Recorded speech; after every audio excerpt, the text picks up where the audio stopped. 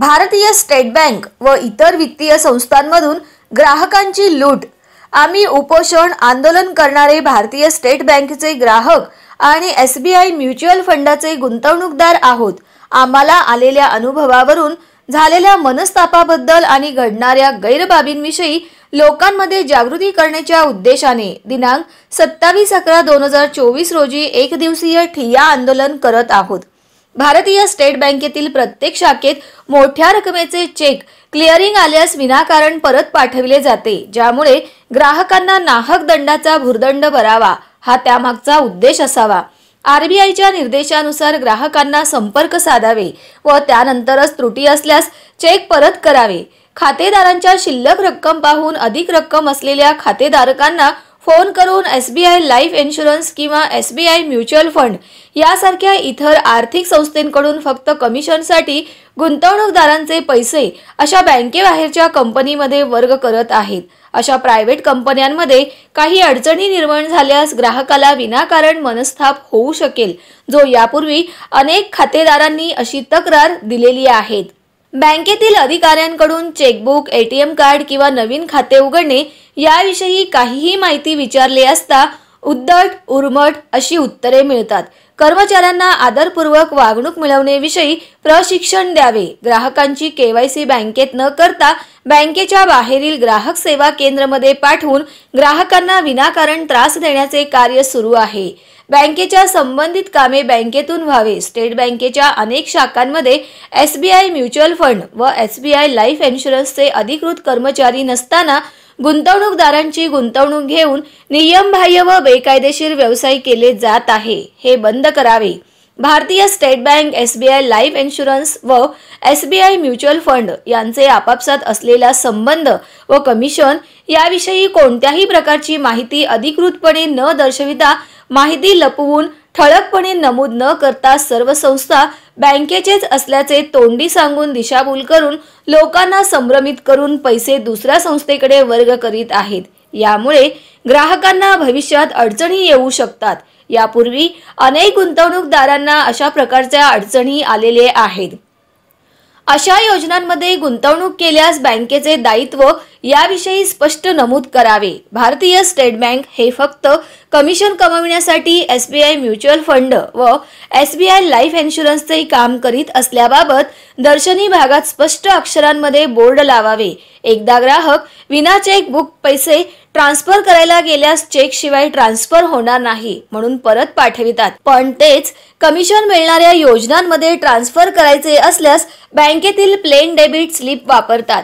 अशा प्रकारच्या नियमबाह्य सेवांमध्ये सुधारणा करून सर्व खातेदारांना समान वागणूक मिळावे, या सर्व बाबींवर लक्ष ठेवून दोषींवर कायदेशीर कारवाई करण्यासाठी RBIशी पाठपुरावा करावा। अनेक गुंतवणूकदार बँकेच्या अधिकाऱ्यांशी कामे असतात म्हणून भीतीपोटी फिर्याद करत नाहीत, म्हणून अशा व्यवस्थापकांचे पदाचा गैरवापर करण्याचे प्रमाण वाढत आहे। यावर अंकुश मिळवण्यासाठी उपाययोजना करावे। स्टेट बँक स्टेशन रोड शाखेने बेकायदेशीरपणे दुसऱ्या शाखेचा स्टॅम्प वापरून लोकांना दिशाभूल केले, यामागे फसवणूक करण्याचा उद्देश असावा, हे बंद व्हावे।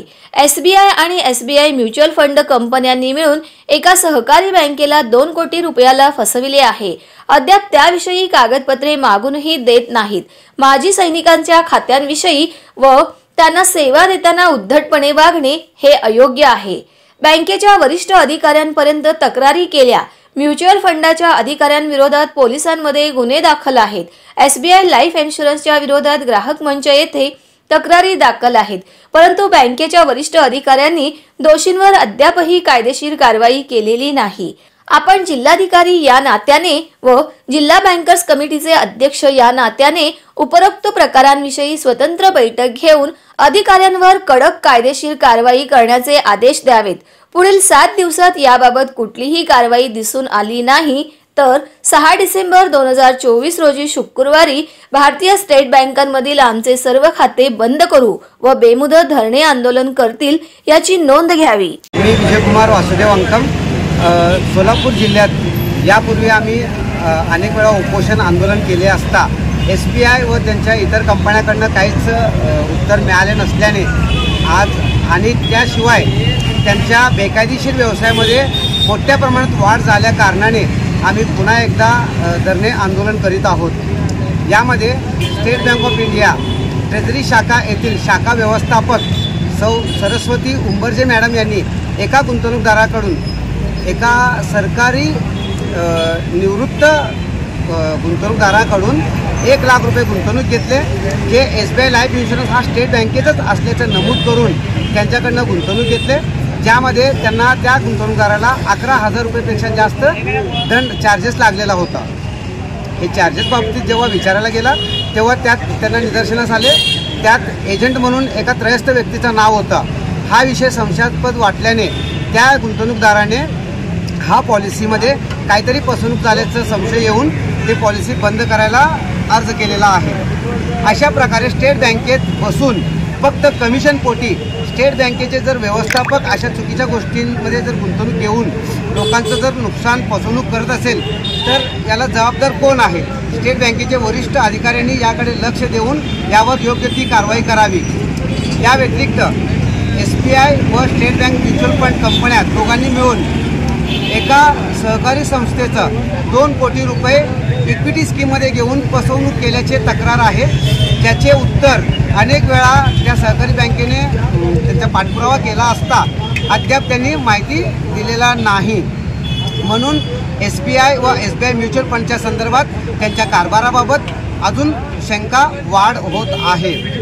या व्यतिरिक्त सोलापुरातील ॲक्सिस बँकेमधून ॲक्सिस बँकेचे कर्मचारी मॅक्स लाईफ इन्शुरन्सचे काम करतात, जे मॅक्स लाईफ इन्शुरन्समध्ये ॲक्सिस बँक हा जॉईंट व्हेंचर असं नमूद केलेलं आहे, पण मॅक्स लाईफ इन्शुरन्सचं काम केल्याबदल्यात कर्मचाऱ्यांना त्या बदल्यात कमिशन, विदेश यात्रा, प्रमोशन अशा गोष्टी अशा सवलती मिळत असतात।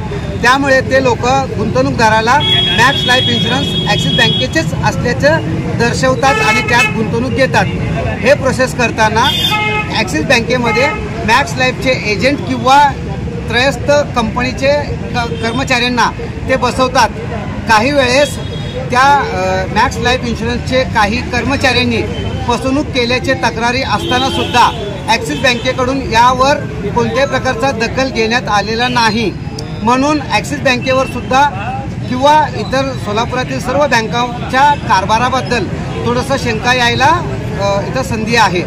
तर आमची विनंती आहे, जे म्युच्युअल फंडाचे डिस्ट्रीब्युटर आहे सोलापूर येथील त्या MFD असोसिएशन व त्यांचे एजंट्स लोक SBI म्युच्युअल फंडामध्ये लोकांना गुंतवणूक करायला सांगत असताना SBI व SBI म्युच्युअल फंड यांचा संबंध आणि म्युच्युअल फंड सोलापूर जिल्ह्यातील SBI म्युच्युअल फंडच्या बाबतीत सोलापूर जिल्ह्यातील त्यांच्या कर्मचाऱ्यावर दाखल असलेले गुन्ह्याबाबत त्यांना सविस्तर सांगूनच गुंतवणूक करायला सांगावे। या सर्व गोष्टी कंपन्या स्टेट बँक किंवा इतर बँका करत नसेल तर आमचं विनंती आहे, रिझर्व्ह बँक आणि मुंबई वित्त मंत्रालय त्याशिवाय अर्थशाखा यांना आम्ही विनंती करतो, या सगळ्या गोष्टींचं सखोल चौकशी होऊन दोषीवर योग्य ती कारवाई व्हावी आणि भविष्यात यासारख्या होणाऱ्या फसवणुकीवर आळा घालावे।